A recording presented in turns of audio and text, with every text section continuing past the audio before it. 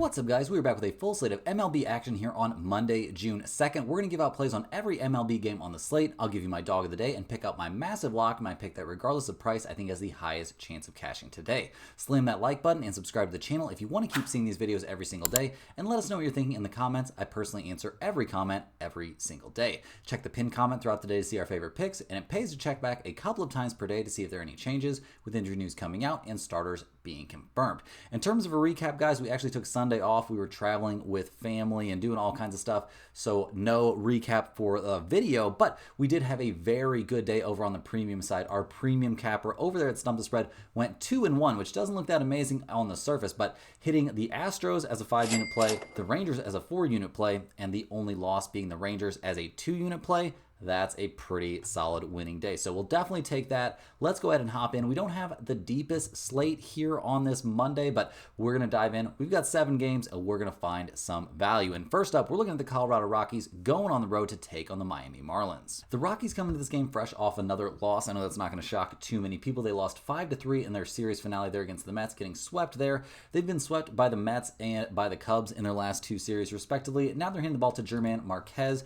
He's not having a great year, guys. He's 1-7, a 7.13 ERA. His last start was against the Cubs, and it actually went pretty okay. He did not have a bad outing. He went 6 innings, gave up 7 hits, but only 2 earned runs, struck out 6 and walked 1 in a game we eventually saw the Rockies lose 4-3 in extra innings. Honestly, his last couple of starts have been very reasonable. A good start against the Phillies as well. He had a decent outing against the Padres. This is a guy that can come up with a decent outing every once in a while, but can also get shelled, like he got destroyed by the Diamondbacks, destroyed by the Giants, so not somebody I'm necessarily putting on the docket as, a premium level starter. So we'll see what he can do out there. We'll see what the bullpen can do for Colorado. It hasn't been great this year, but it's been better than last year, but still a 4.24 bullpen ERA. I'm not going to say embarrassingly bad, but pretty lackluster. Now, we'll see what the offense can come with. That's been the real embarrassing part for this, entire team and this entire franchise at this point.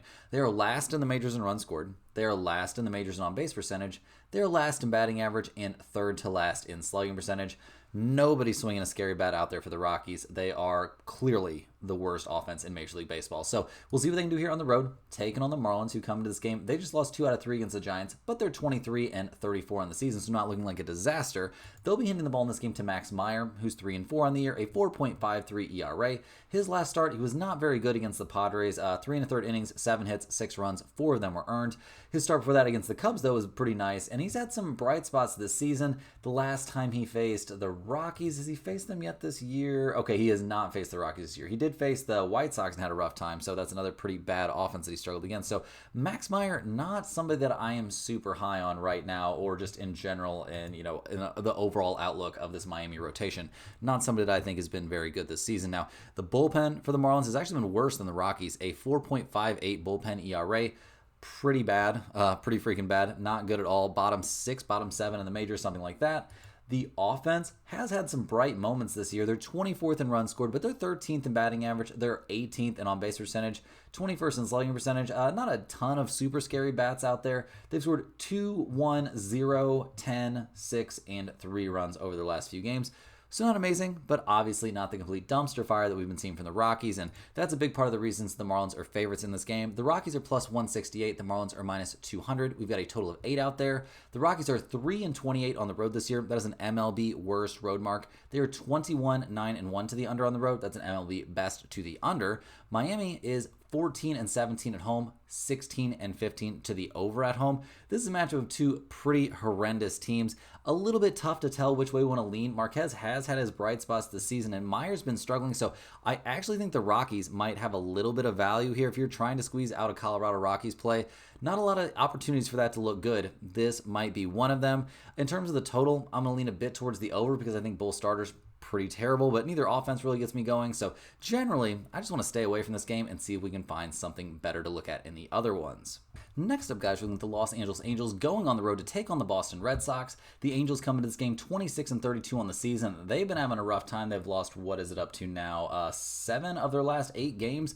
They're handing the ball here to Tyler Anderson, who's been pretty much the lone bright spot for them once again this season. He's 2-2, a 3.39 ERA. His last start, he was very good against the Yankees. 6 innings pitched, 5 hits allowed, 2 runs given up, only 1 of which was earned. He gave a home run in that game, but really a pretty solid outing. A nice little bounce back for him after struggling in a couple weird starts there on the road. Now he's got to go on the road again, which he has had success this year in general, so I'm not too worried about that. We'll see what he can do against the Red Sox, not a team that he has faced yet this season. Now, the problems for the Angels pitching staff mostly come from their bullpen, which is atrocious. A 6.04 bullpen ERA is second worst in the majors, and it's not like their offense has been amazing, guys. They've scored 2, 5, 4, 0, 2, 1, and 0 runs over their last few games.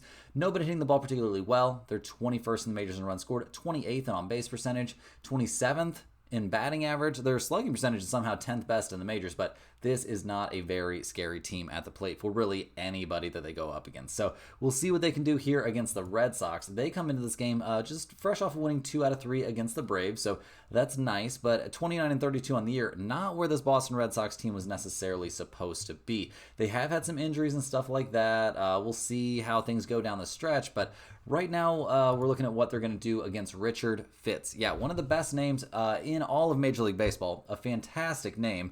He's 0-2 this season, a 2.70 ERA. Now, his last outing was back on the 27th, and he looked decent over only 3 innings there against the Milwaukee Brewers, but 3 innings, 2 hits, no runs allowed. Nothing wrong with that. His last start before that was back on the 12th of April, and he was not bad at all, but, dealing with that injury has had him sidelined for quite some time. So we'll see if he can continue to build up and, throw the ball well. You got to be rooting for a guy with a name like that, I'll tell you what. So we'll see what he can do. The Red Sox bullpen has been, not really the problem child this year. A 3.61 bullpen ERA has them in the top half of the majors very comfortably. The offense has been weird. They have these big outlier games where they'll put up a ton of runs, but they've scored 3, 0, 5, 5, 1, 2, and 1 runs over their last several games. Like, they've had some injury problems this year, don't get me wrong, but this has not been nearly the offense that it was projected to be this season. We'll see if that changes at all. They're still 6th in the majors in runs scored and 9th in on-base percentage, but this is not the kind of team that I'm scared of like I would be scared against most top 10 offenses in the majors. So looking at the numbers for this game, the Angels are plus 130, the Red Sox are minus 148. We've got a total of 9.5 in this game. The Angels are 16-17 on the road, 19-14 to the over on the road. Boston is 16-14 at home, 16-12-2 to the under at home. Guys, I'm definitely leaning towards the under in this game. I think it's pretty good value. I don't think we're going to see some crazy amount of offense. We saw very little offense out of Boston in their series against Atlanta. In terms of the Angels, they weren't putting up a ton of offense in their series at the Guardians. I don't think we're going to see, especially here on a Monday after both teams traveled, like the Angels went from Cleveland to Boston, not too crazy. The Red Sox went from Atlanta back home to Boston. Both teams just traveled here. I think both pitchers are going to look pretty good, and an underplay is definitely in order. In terms of a side, I wouldn't hate possibly fading the Red Sox here with Richard Fitts on the mound, but I'm not going to be putting that anywhere near the pinned comment. I really have very little idea on the side, but I think that over is very, very good. Next up, guys, we got an NL Central showdown between the Milwaukee Brewers and the Cincinnati Reds. The Brewers come into this game clearly playing their best ball this season. They've won 7 in a row. They just swept the Red Sox and then followed that up by sweeping the Phillies. Crazy, crazy stuff there. They're going to hand the ball in this game to Aaron Savale, who's 0-1 this year, a 6.00 ERA. He's only making his 4th start of the season, and his last one was very respectable, mowing down the Red Sox in what was eventually a 5-1 win in extra innings, but he went 5 innings, gave up 3 hits, only a single earned run in that game. So very, very good stuff. He's had 3 starts. 2 of them have been very good, and the bad one was against the Yankees, so I'm going to cut him a little bit of slack. The Brewers bullpen, definitely one that you could say has been terrible at points this season. It seems like they might be rounding into form. A 4.56 bullpen ERA, though, still certainly in need of a lot of work. The offense is coming alive, though. 5, 17, 6, 6, 5, 3, and 6 runs over this winning streak. Very respectable stuff. We've seen Jake Bauers hitting the ball well recently. Christian Yelich is putting up good numbers this season. They're 10th in the majors in runs scored and 20th in batting average. Now, Yelich exiting that last game with a hand contusion. The x-rays were negative, so maybe he's going to be all right. It didn't look that bad, but it didn't look great. So anytime you're getting hit on the hand like that, that's a little bit rough. So we'll see if he's going to be out there for this one. Definitely something to keep an eye on in this game. So the Brewers, they're going to go on the road here to take on the Cincinnati Reds. Ellie De La Cruz hitting the ball really, really well, but they did just lose 2 out of 3 there at the Chicago Cubs. They're hitting the ball in this game to Brady Singer, who's 6-3 on the year, a 4.60 ERA. His last start, he was lights out there against the Royals. 7 innings, 7 hits, 2 earned runs allowed. Now, going 7 innings for Brady Singer is kind of a lot. I don't know if he's gone. No, he went 7 innings in his opening day start and hasn't gone that deep into a game since. And his second start of the year, opening day start, he goes 7 innings. Second start of the year, he gets shelled by the Milwaukee Brewers. So I'm a little bit worried about him having just, thrown that many innings. Now, the Reds' bullpen is starting to rebound a little bit after, going down in the dumps, but still work to do. A 4.08 bullpen ERA for a unit that's generally been pretty good this season.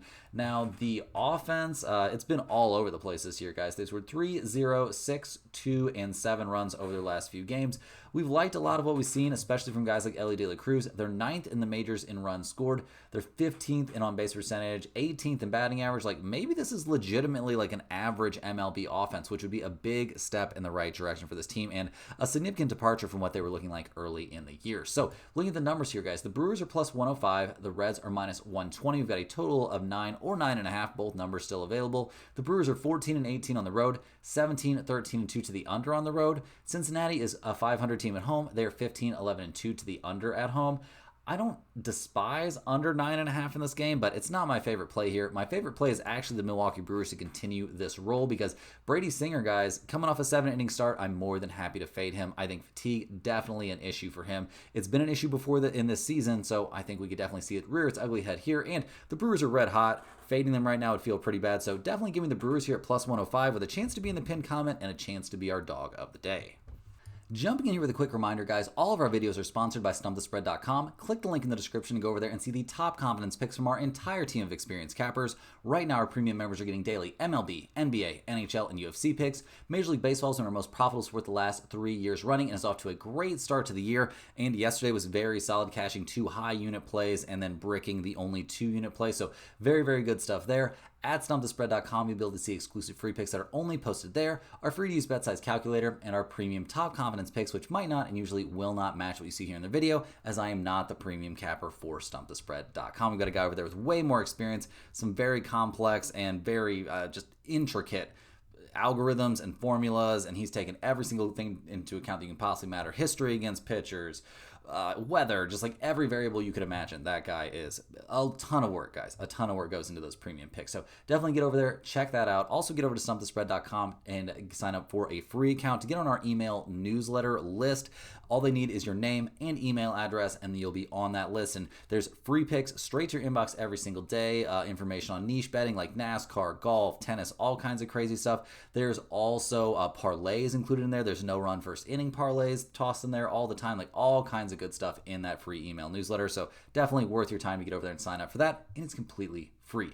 Also, guys, if you're a huge fan of what we're doing here every single day, click the little join button right below the video to become a channel member. Channel members get access to our videos a little bit early. They also get their names up on screen in every video like you've been seeing. But more importantly, guys, you are eligible for our members only giveaways. We'll be giving away a Stump the Spread hoodie in 5 days now. It'll be on June 7th is when we'll roll for that giveaway, so that it'll be announced. The raffle, you'll see it live in person in the video for June 8th. So definitely get over there, sign up for that, and we're going to be giving away at least 2, maybe 3 pieces of Stump the Spread merch here in June. So definitely want to at least consider signing up for that. Now, guys, let's hop back in and look at the rest of the games on this kind of short slate here on Monday. Next up, guys, we're looking at the Detroit Tigers going on the road to take on the Chicago White Sox. The Tigers come into this game fresh off a 1-0 win there at the Royals.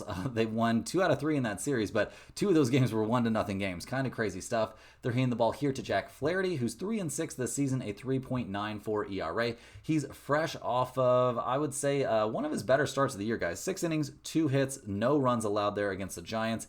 He's been...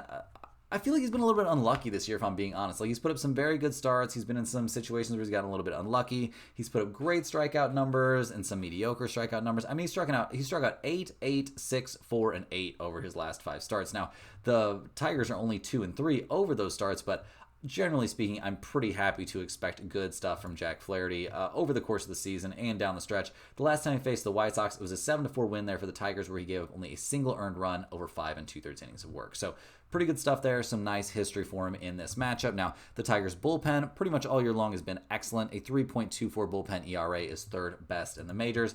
The offense has taken some big steps forward. Now, they don't come into the series swinging the hottest bats necessarily, maybe struggling a little bit there against the Royals, but overall, I don't think we're too worried. They're still 4th in the majors in runs scored, 10th in on-base percentage, 12th in batting average. Like, this is going to be an above-average offense, which is a nice step up from what we saw from them a year ago. So we'll see what they can do here against the White Sox, who come into this game fresh off getting swept there at the Baltimore Orioles. They're going to hand the ball in this game to Jonathan Cannon, who's 2-6 on the year, a 4.15 ERA. we were seeing a little bit of light at the end of the tunnel for young Jonathan Cannon. A great name out there, but not really great results his last couple of starts.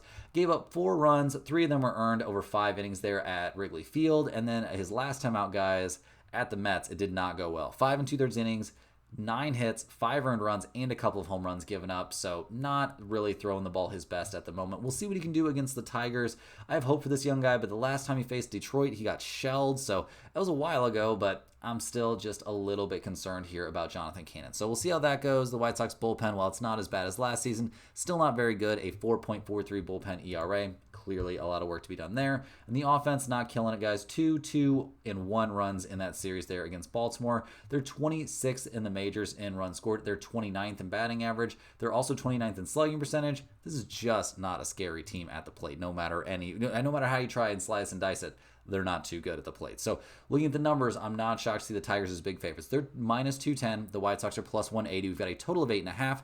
Detroit is 18-13 on the road, 19-12 to the under on the road. The White Sox 12-15 at home, 14-11 2 to the over at home. I'm not interested in the total in this game, but I will certainly be putting the Tigers at minus 210 on our potential lock of the day list because they've been very, very good. The Tigers have been good in this matchup already this season. So is Jack Flaherty. The White Sox are clearly spiraling. I'm not going to take the Tigers at minus 1.5, but straight up to win this game seems extremely reasonable. Next up, guys, we got the San Diego Padres going on the road to take on the San Francisco Giants. The Padres come to this game winners of 2 out of 3 there against the Pirates. Now, 33-24 on the year. They're not exactly flying high like you would kind of have expected this season, but they're making their way through. They're doing some positive stuff. They'll hand the ball in this game to Stephen Kolek, who's 3-1 this year, a 4.11 ERA. His last couple 3 starts have been pretty concerning. After getting off to a very hot start, basically ever since he threw that complete game there in Colorado, he struggled against the Mariners, he struggled against Toronto, and his last time out, 5 1/3 innings pitched, 6 hits, 6 earned runs allowed there against the Marlins. Now, the Padres gave him enough run support that he didn't take the loss. They eventually win that game 8-6, but clearly Kolek struggling a little bit ever since that complete game outing. So we'll see what he can do in this matchup against the Giants. I'm not necessarily expecting miracles. The Padres bullpen, though, on the other hand, guys, has been very good, guys. 6th best in the majors, a 3.27 bullpen ERA.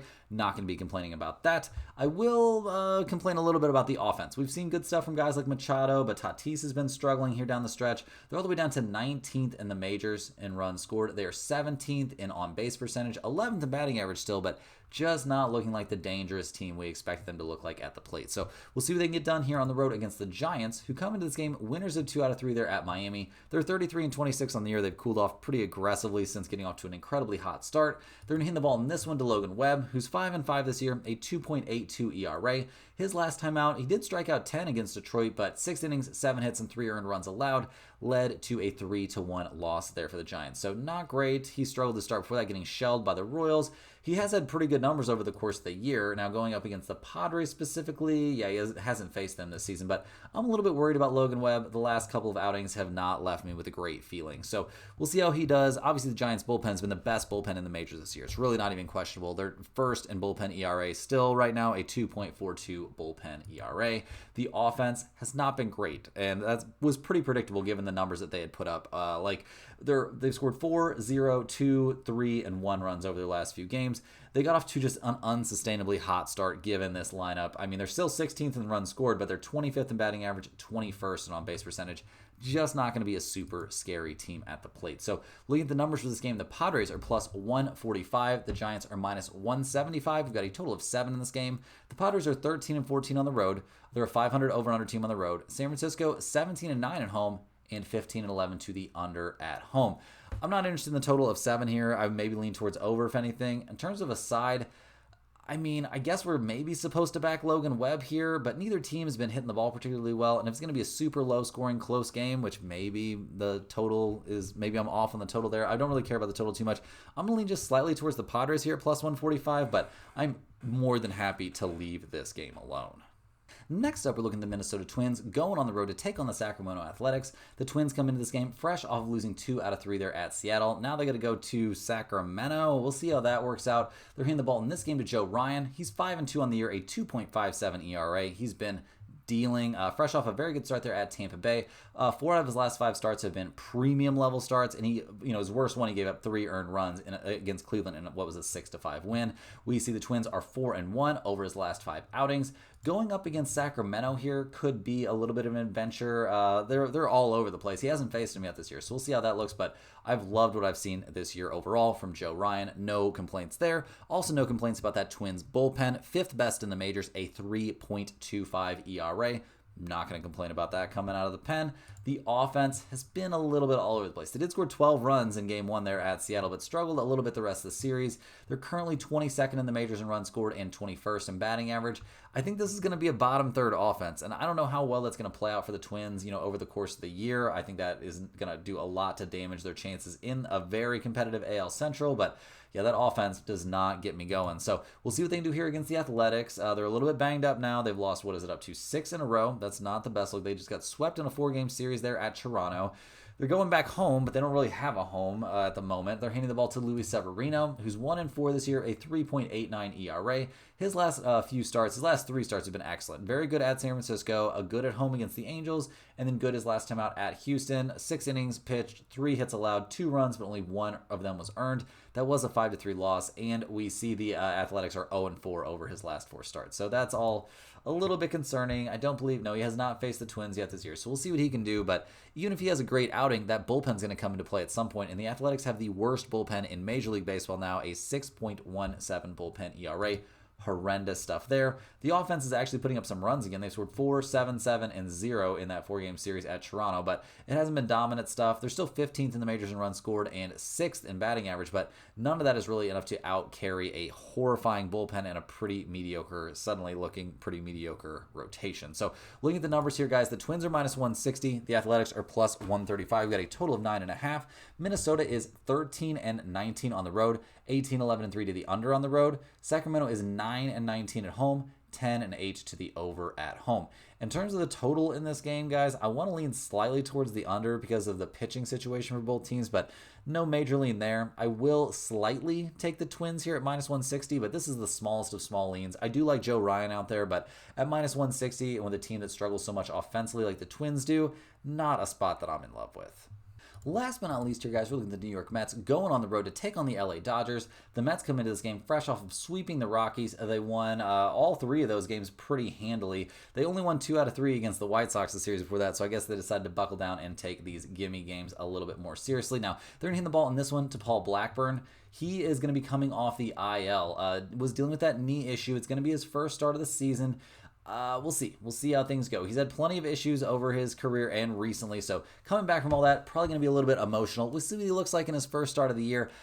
Hard to be a tougher spot going up against the Dodgers in your first start of the year, but we'll see what he can do. I have liked what I've seen from Paul Blackburn at times in the past. So we'll see what we get out of him in this one. Now, if the Mets bullpen gets called on for a pretty big chunk of work here, they've been excellent this season. Second best in the majors, a 2.84 bullpen ERA. The offense, while it hasn't been transcendently good, they've had 5, 8, 4, 4, 6, 2, and 3 runs over their last several games. Now, Pete Alonso's cooled off aggressively, which should have been pretty predictable. The dude wasn't going to bat 350 this season.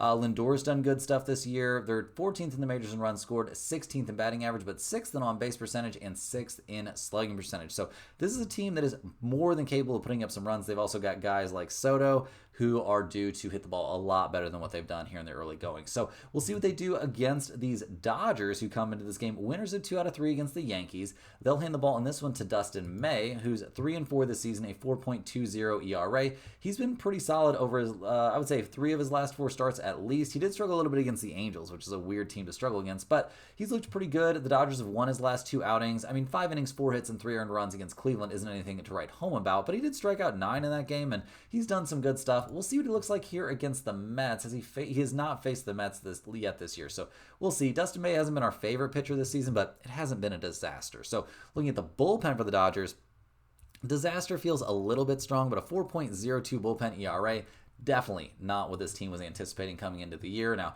the offense is still very scary. I mean, 3, 18, 8, 4, 9, and 7 runs over their last few games.